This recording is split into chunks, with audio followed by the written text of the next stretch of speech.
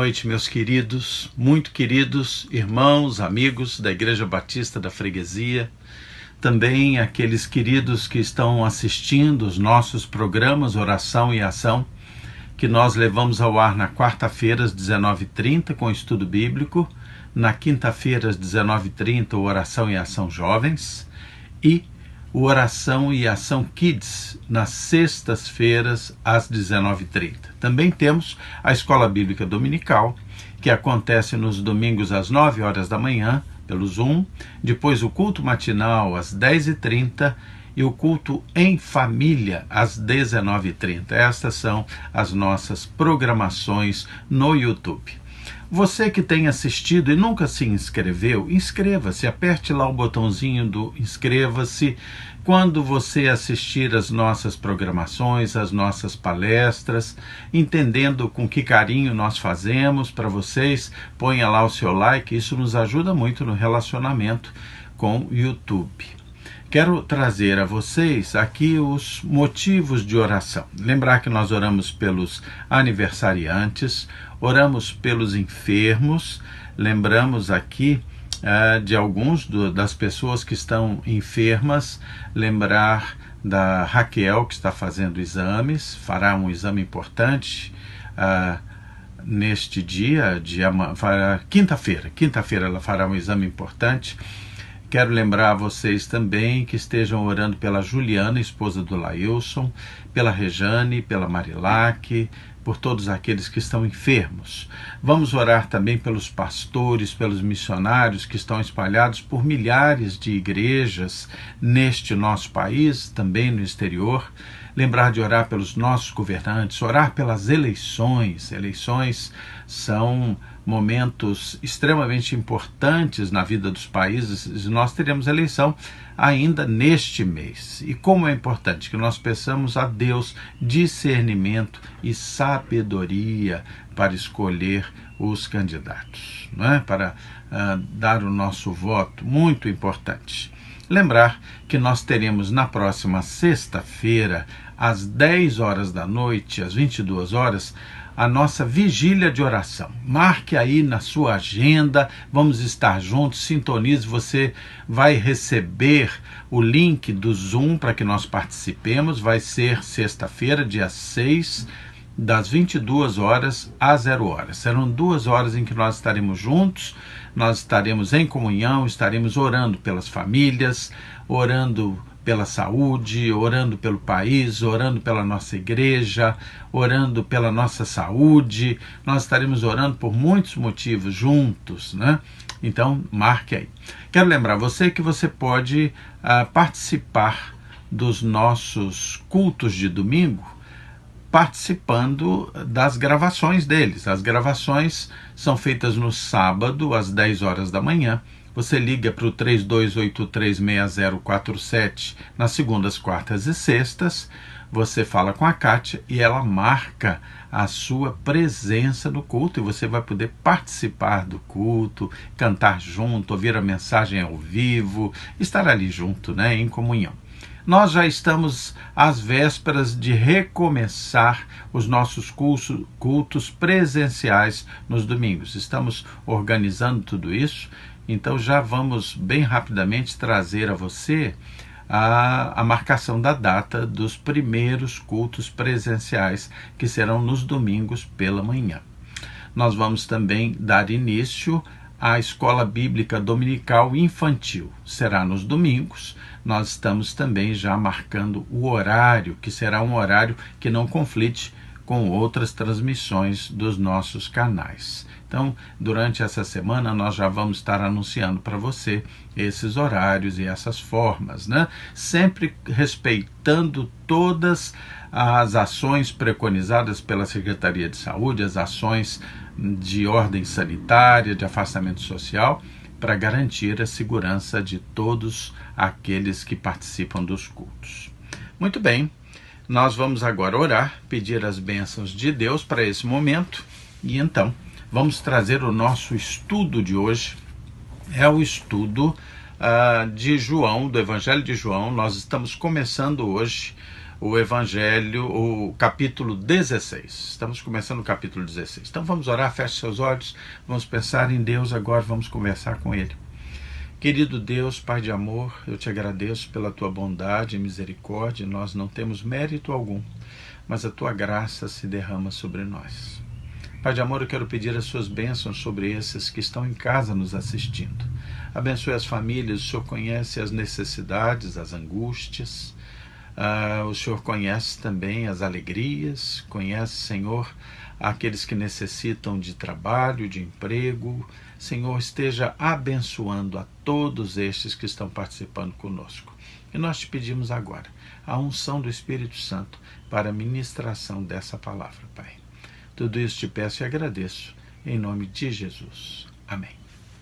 Muito bem, vamos estar agora juntos lendo o texto que está no Evangelho de João, no capítulo 16. Hoje nós vamos estudar 16, de 1 até 15, versículos de 1 a 15. Vamos lembrar como é que terminou o capítulo 15. No capítulo 15, no finalzinho, nos versículos 26 e 27, que são os dois últimos do capítulo 15, Jesus está falando com os seus discípulos, consequentemente conosco também, e ele está dizendo: quando, porém, vier o Consolador, Jesus volta ao assunto do Espírito Santo que será derramado sobre o povo, como está dito no grego, o Paracleto será derramado, franqueado ao povo. E ele diz: quando vier o Consolador, que eu vos enviarei da parte do Pai, o Espírito da verdade, que dele procede, esse dará testemunho de mim. Então ele previne: olha, o Espírito Santo virá e ele vai dar testemunho de mim, do Evangelho, da salvação. E depois ele agora se dirige a aquelas pessoas que estão ali, e a nós também, e diz: e vós também testemunhareis, porque estáis comigo desde o princípio. Jesus está prevenindo que a partir dali haverá um trabalho conjunto, uma parceria maravilhosa entre o Espírito Santo de Deus e a igreja e o seu povo, aqueles que creem no Senhor Jesus como Senhor e Salvador, e neles habita o Espírito Santo. Então, numa parceria maravilhosa, divina humana, eles estarão agora se espalhando pelo mundo, testemunhando de Jesus. Então agora Jesus vai detalhar ainda mais a missão do Espírito Santo junto da igreja sobre a face da terra. Então agora 16, de 1 a 15, diz assim: tenho-vos dito estas coisas para que não vos escandalizeis. Eles vos expulsarão das sinagogas. Mas vem a hora em que todo o que vos matar julgará com isso tributar culto a Deus. Isto farão porque não conhecem o Pai, nem a mim. Ora, estas coisas vos tenho dito para que, quando a hora chegar, vos recordeis que eu vô-las disse. Não vô-las disse desde o princípio, porque eu estava convosco. Mas agora eu vou para junto daquele que me enviou. E nenhum de vós me pergunta: para onde vais? Pelo contrário, porque vos tenho dito estas coisas, a tristeza encheu o vosso coração.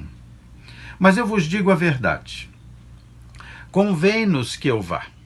Porque se eu não for, o Consolador não virá para vós outros. Se, porém, eu for, eu vô-lo enviarei. Quando ele vier, ele convencerá o mundo do pecado, da justiça e do juízo. Do pecado, porque não creem em mim. Da justiça, porque vou para o Pai e não me vereis mais. Do juízo, porque o príncipe deste mundo já está julgado. Tenho ainda muito que vos dizer, mas vós não o podeis suportar agora. Quando vier, porém, o Espírito da verdade, ele vos guiará a toda a verdade, porque não falará por si mesmo, mas dirá tudo o que tiver ouvido e vos anunciará as coisas que hão de vir. Ele me glorificará, porque há de receber do que é meu e vô-lo há de anunciar. Tudo quanto o Pai tem é meu.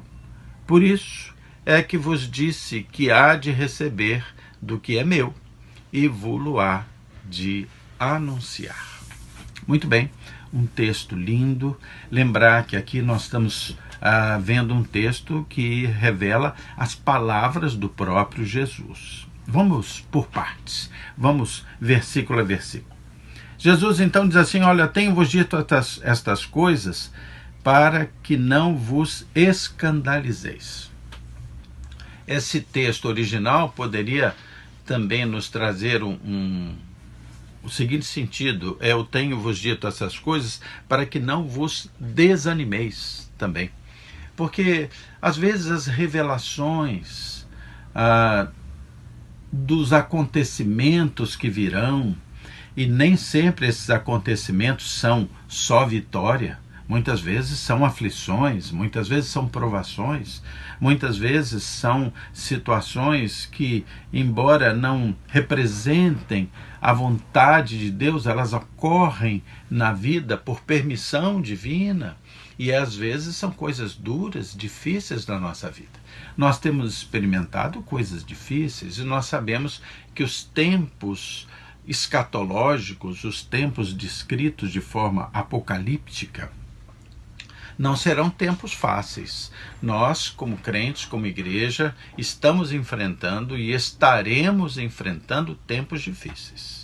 Então, o Senhor faz questão de nos dizer a verdade para que nós não sejamos surpreendidos e fiquemos escandalizados ou desanimados. Estou lembrando de um dos cânticos da minha juventude que dizia: desanimados, não, não, não. Lembra desse texto? Aqueles que são mais velhos desse cântico? Nós não podemos jamais ficar desanimados, porque nós sabemos que, embora nós venhamos a enfrentar aflições, o Senhor está conosco. Versículo 2 diz assim: eles vos expulsarão das sinagogas. Lembre que ali os cristãos, na sua grande maioria, estavam brotando de dentro do ambiente judaico. Então, ali havia muitos cristãos, havia muitos que criam em Jesus, que estavam ali no ambiente das sinagogas, mas ele diz assim: olha, eles vos expulsarão das sinagogas, ou seja, haverá perseguição, haverá intolerância religiosa com relação à fé de vocês no cristianismo, mas diz assim: mas vem a hora em que todo o que vos matar julgará com isso tributar culto a Deus. Olha que coisa. Primeira coisa é fazer uma transferência dessa intolerância religiosa que havia naquele primeiro século da era cristã, mas não deixou de haver. Nós estamos vivendo um momento de intolerância religiosa. Ou não? Temos assistido aí vários episódios de atentados, de assassinatos até, de pessoas cristãs, pessoas que estão nas igrejas, na Europa, aqui na América do Sul. Nós estamos vendo, por exemplo, no Chile, igrejas sendo queimadas, igrejas católicas, ou seja, cristãs, ainda que tenhamos algumas diferenças com relação à maneira de crer com os irmãos católicos, mas intolerância religiosa, intolerância aos cristãos, consequentemente, intolerância a Cristo. Estamos vivendo momentos assim difíceis, e é interessante observar que o texto diz, como havia naquela época, agora também há, dizendo: mas vem a hora em que todo o que vos matar julgará com isso tributar culto a Deus. Essas pessoas que muitas vezes têm atos de intolerância, de violência, como está havendo, eu não sei se vocês sabem, mas há um estudo sobre perseguição religiosa no mundo que afirma que mais de 100 mil pessoas por ano são mortas porque são cristãs, simplesmente por isso, porque são cristãs. Então, há perseguição religiosa. E muitos desses que perseguem estão enganados, estão tão presos a questões doutrinárias, ideológicas, que creem estar fazendo algo bom até, como se estivessem contentando a Deus ou contentando aos seus deuses, matando, perseguindo, expulsando, queimando cristãos, queimando igrejas. Tempos difíceis, eram difíceis naquela época, são difíceis hoje. Você ser um cristão, viver uma vida cristã, lembre que sempre exigirá de você tomar posições. Você tem que ter uma espinha dorsal de valores. Você não é um invertebrado com relação aos seus valores. Você tem valores. E se você não é um invertebrado de virtudes e de valores, você terá uma postura. E tendo uma postura, muitas vezes você será perseguido.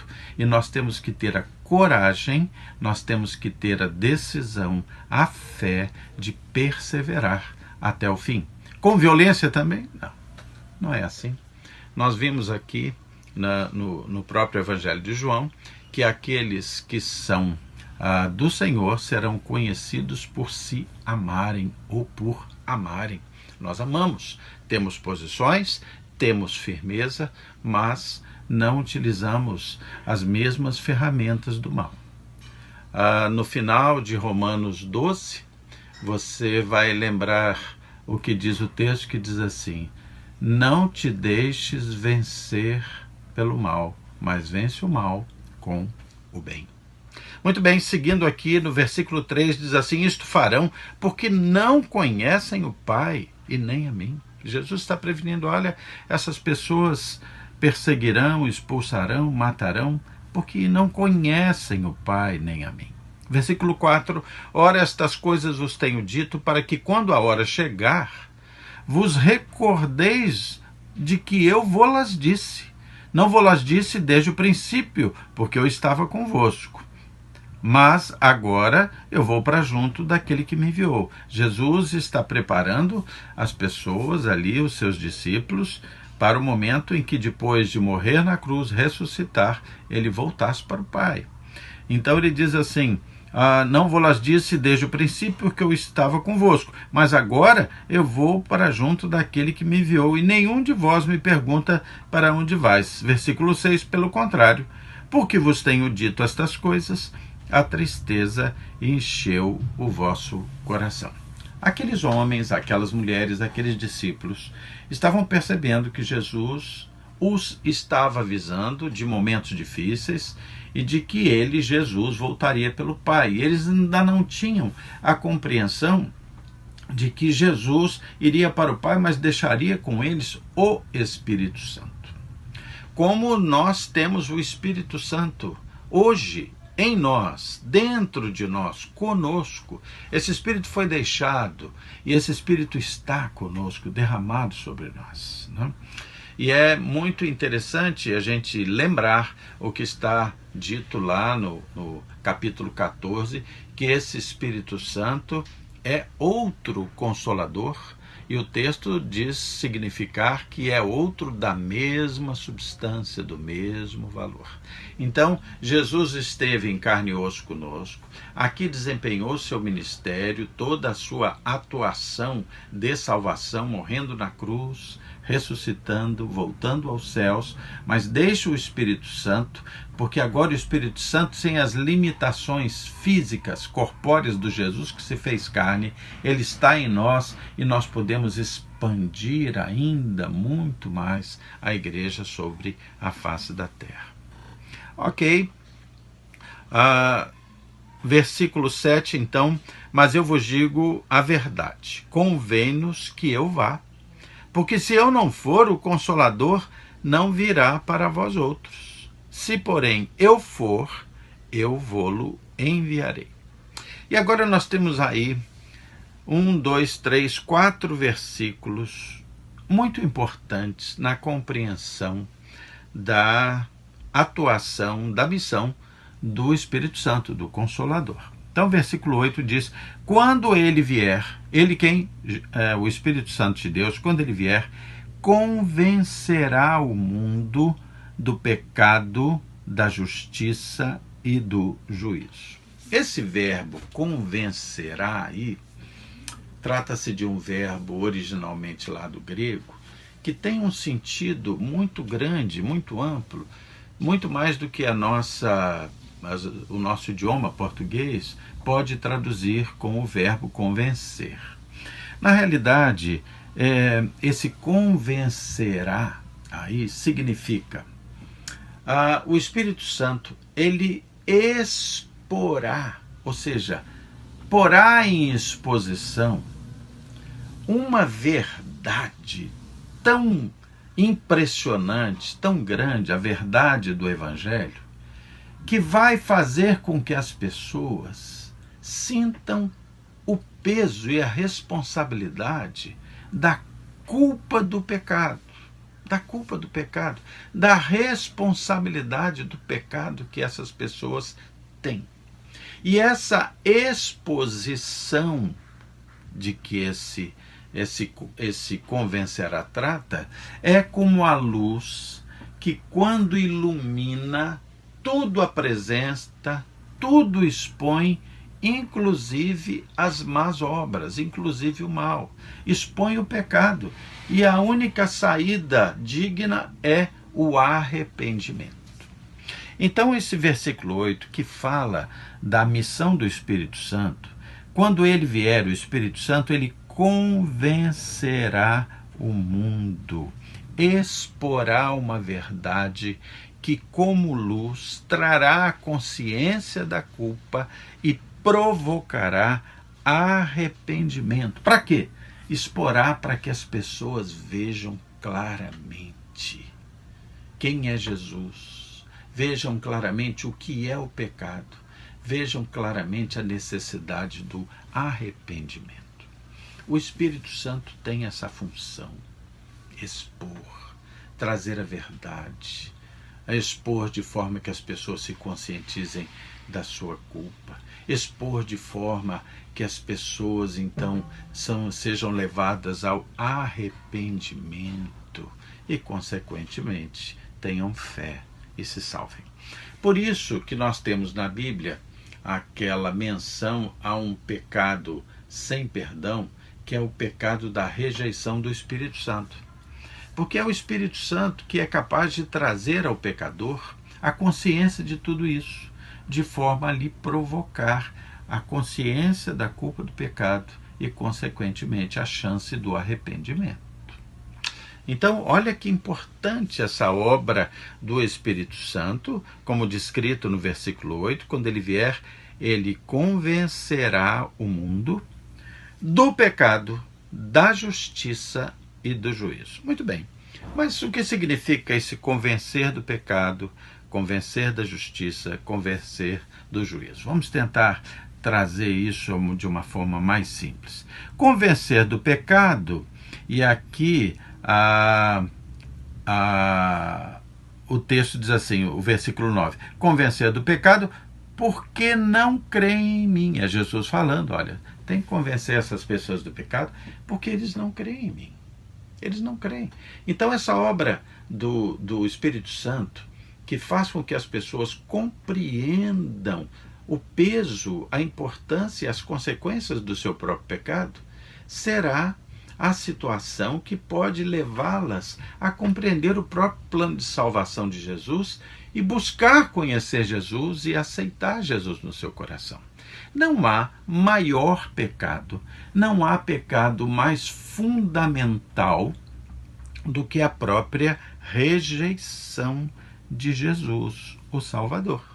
Então o versículo 9 diz que quando o Espírito, versículo 8 primeiro, quando o Espírito Santo vier, ele convencerá o mundo do pecado, porque o grande problema do mundo é não crer em Jesus. Quando não creem em Jesus, eles não têm consciência do pecado, não têm a consciência do perigo e da destruição que isso representa.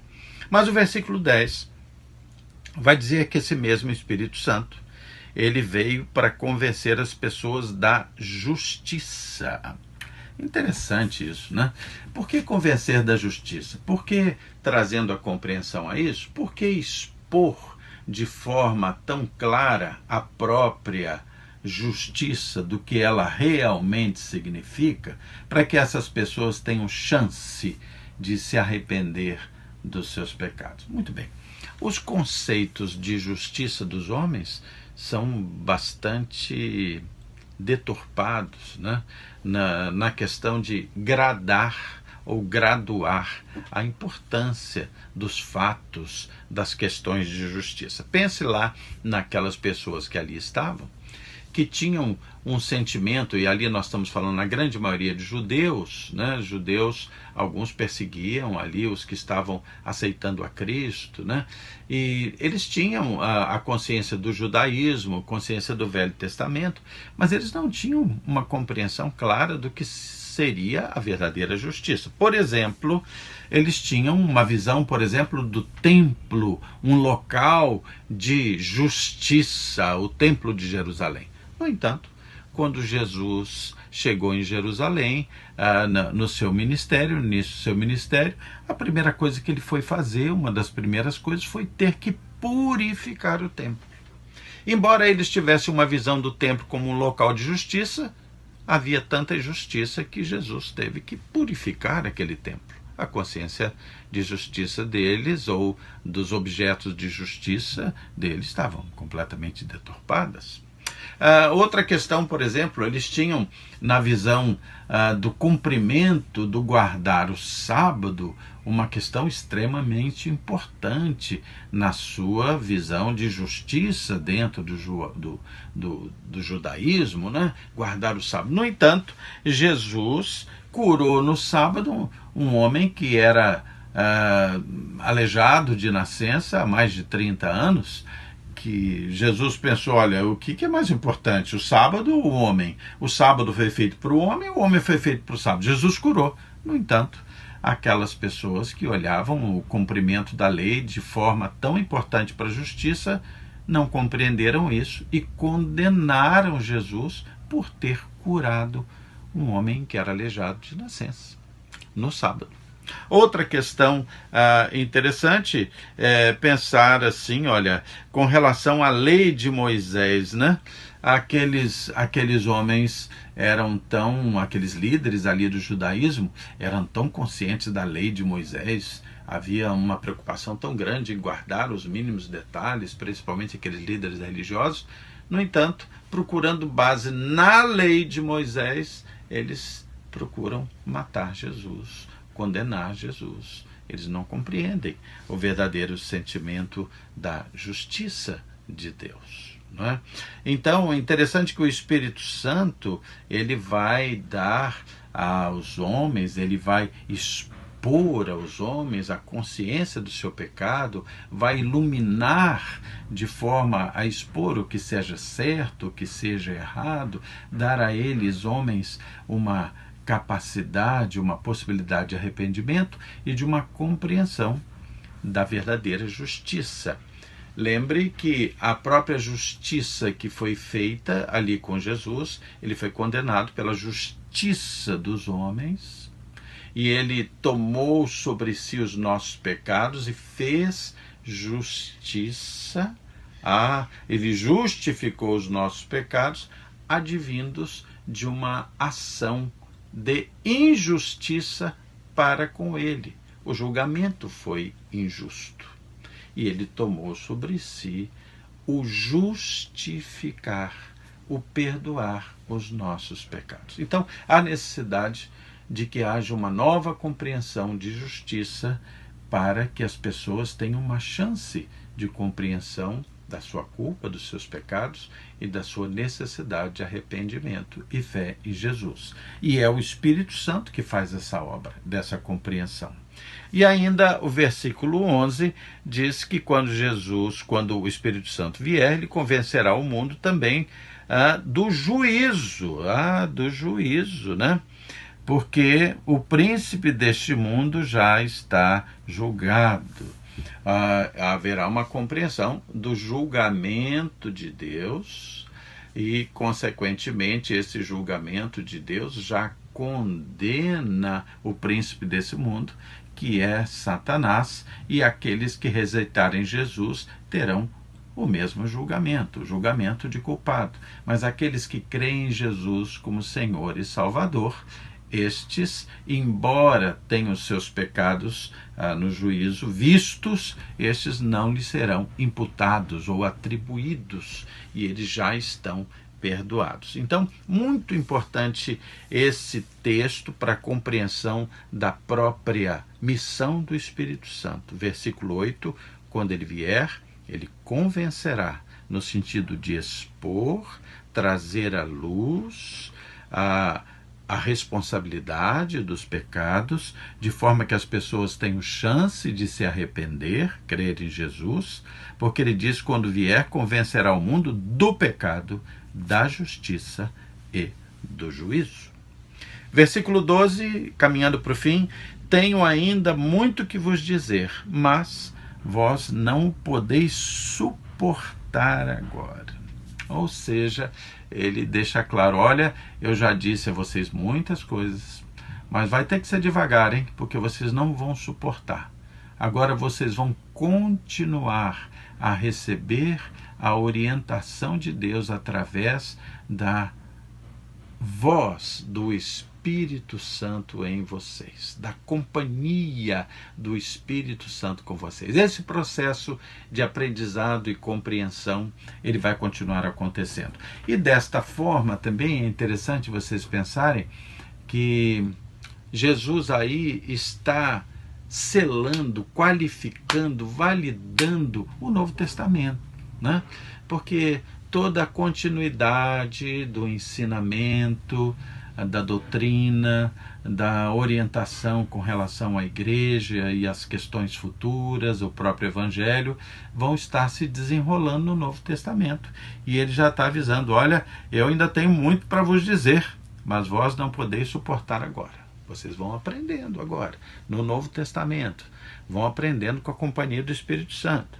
O versículo 13 então diz: quando vier, porém, o Espírito da verdade, ele vos guiará a toda a verdade, porque não falará por si mesmo, mas dirá tudo o que tiver ouvido e vos anunciará as coisas que hão de vir. Olha que coisa linda! O Espírito Santo vem com a autoridade da própria orientação de Deus Pai, né? E ele vai estar falando, lembrando a nós, nós temos lá no capítulo 14, né, no capítulo 14 de João, no versículo 26, dizendo que o Espírito Santo nos lembra do passado. Então, é interessante, o Espírito Santo nos lembra da história. Diz que o Espírito Santo também ensina. Então, no decorrer da vida, ele vai nos lembrar o que aprendemos, vai nos ensinar a doutrina e a sequência da própria vida, ou a doutrina para a sequência da própria vida. E esse texto diz que ele anunciará, aqui no versículo 13 desse capítulo 16 de João, ele vos anunciará as coisas que hão de vir. Então, ele vai nos mostrar as profecias e o desenrolar dela. Olha que interessante a afirmação de Jesus, dizendo que o Espírito Santo nos lembra do passado, nos lembra da história, nos ensina a doutrina para a consecução da vida e nos anuncia o porvir, a própria profecia do porvir. Versículo 14, perdão. Ele me glorificará. Ele, o Espírito Santo, porque há de receber do que é meu e vou-lo há de anunciar. Então, o Espírito Santo glorifica Jesus, toda a sua obra, porque há de receber do que é meu. E aí você pode pensar assim: puxa, mas do que é de Jesus, mas Jesus não está, de uma certa forma, trazendo tudo para si, não. E vou-lo há de anunciar. Veja o versículo 15, que diz assim: tudo quanto o Pai tem é meu. Por isso é que vos disse que há de receber do que é meu e vou-lo há de anunciar. Muito bem. Lembrar que Deus Pai, Jesus e o Espírito Santo são um. São um. Às vezes nós esquecemos disso, né? Porque ele se apresenta em três pessoas, a pessoa do Deus Pai, Deus Filho e Espírito Santo, mas eles são um. Então, quando diz, olha, isso é meu, é da Trindade. Quando diz, nós somos um, está se referindo à Trindade, um Deus único, super, mega, todo poderoso. E a gente pode ver isso muito claramente, essa primazia de Jesus. Eu vou pedir que você me acompanhe aqui para Colossenses 1, vem um pouquinho para frente, sobre essa primazia, né, de Jesus, né, que isso é muito importante que a gente compreenda. Há algumas religiões que, lamentavelmente, não conhecem Jesus, né, como Messias, como Salvador. Eles não compreendem a absoluta importância do Jesus Salvador, do Filho, né? Absoluta importância. Ok? Abra sua Bíblia aí, por favor, em Colossenses 1, de 15 a 19, apenas para a gente lembrar da excelência da pessoa e da obra de Cristo. O próprio Deus, lá Deus Pai, né, no batismo de Jesus, olha, esse é meu Filho amado, em quem me comprazo. Nós vamos ver a Bíblia citando o Pai e Jesus são um, né? Vamos lá. Então, terminando aqui Colossenses 1, a partir do versículo 15 até o 19, dizendo sobre Jesus. Este, Jesus, é a imagem do Deus invisível. Ou seja, Jesus é a visão do Deus invisível. O primogênito de toda a criação, pois nele foram criadas todas as coisas, nos céus e sobre a terra, as visíveis e as invisíveis, sejam tronos, sejam soberanias, quer principados, quer potestades, tudo foi criado por meio dele e para ele. Ele é, antes de todas as coisas, nele tudo subsiste. Ele é o cabeça do corpo, da igreja. Ele é o princípio, o primogênito de entre os mortos, para em todas as coisas ter a primazia, porque aprouve a Deus que nele residisse toda a plenitude. Jesus, falando conosco, no capítulo 16 do Evangelho de João, e nos mostrando a missão do Espírito Santo na vida daqueles homens que estavam com ele lá no primeiro século, na vida desses homens e dessas mulheres de hoje. Ele é aquele que nos mostra, que revela o pecado, a justiça e o juízo. Isso com a intenção de trazer ao homem a consciência do pecado e da necessidade de receber Jesus no seu coração e se arrepender dos seus pecados. Glória a Deus. Vamos orar, vamos fechar o estudo de hoje. Semana que vem nós estaremos juntos no Oração e Ação, estudo bíblico, na quarta-feira. Vamos orar. Feche seus olhos. Senhor Deus, muito obrigado, Senhor, pelo teu amor, pela tua bondade. Quero suplicar que o Senhor abençoe os aniversariantes dessa semana. Abençoe também todos os enfermos. Senhor, tem misericórdia. Senhor, atua, Senhor, no corpo, também no psique de todas essas pessoas que estão doentes. Tem misericórdia, Pai. Nós sabemos que o Senhor é soberano e nós sempre suplicamos de acordo com a tua vontade, mas a tua palavra diz que quando suplicamos de acordo com a tua vontade, o Senhor nos ouve. E se nos ouve, o Senhor nos atende. Nós suplicamos também, Senhor, que o Senhor abençoe os governantes do nosso país, que o Senhor proteja, dê sabedoria, dê saúde, dê ousadia, fidelidade aos bons, e que o Senhor modifique os maus ou os retire do poder. Abençoe, Senhor, as eleições aqui no nosso país. Abençoe as eleições nos outros países, como nos Estados Unidos. Tem misericórdia de nós, Senhor. Tem misericórdia que possam ser eleitos, Senhor, candidatos segundo a tua vontade. Senhor Deus, abençoa-nos na nossa vigília, que será na próxima sexta-feira, às 22 horas.